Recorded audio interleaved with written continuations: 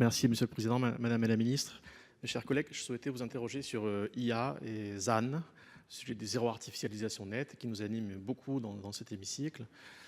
Et un jour, il faudra vous interroger d'ailleurs sur IA et sol vivant. Donc, autrement dit, comment pourrons-nous avoir un jour prochain une meilleure connaissance de notre sol et de notre sous-sol? Je voulais vous interroger là-dessus. Alors, dans le cadre de l'analyse de masse des données photosatellitaires compilées pour nourrir l'outil OCSGE, l'Institut national de l'information géographique et forestière a donc recours à l'intelligence artificielle. Cependant, à l'heure actuelle, les performances de cet outil apparaissent comme encore largement perfectibles. L'IA bute en effet sur certaines interprétations à données qui dépendent aussi de la qualité des intrants numériques, impliquant nécessairement des contrôles et vérifications des opérateurs humains.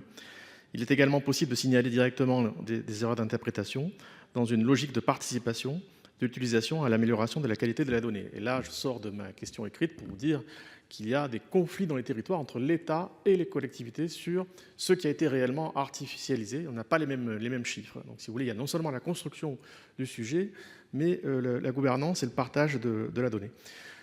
Donc, dès lors, quelles sont pour vous les perspectives d'amélioration de cette utilisation de l'IA par l'IGN? On pourrait parler du CEREMA aussi, bien entendu.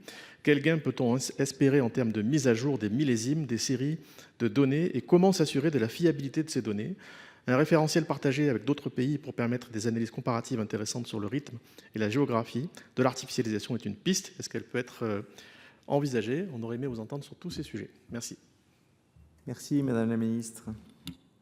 Monsieur le Président, Monsieur le Sénateur, je vous remercie pour cette question. C'est tout à fait un exemple d'à quel point l'IA peut apporter aussi des solutions aux enjeux écologiques qui étaient mentionnés tout à l'heure.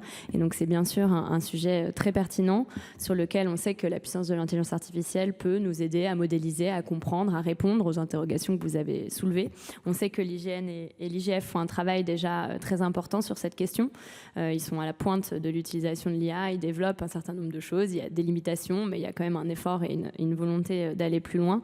Dans le cadre de France 2030, on a engagé un plan de ce qu'on appelle les jumeaux numériques.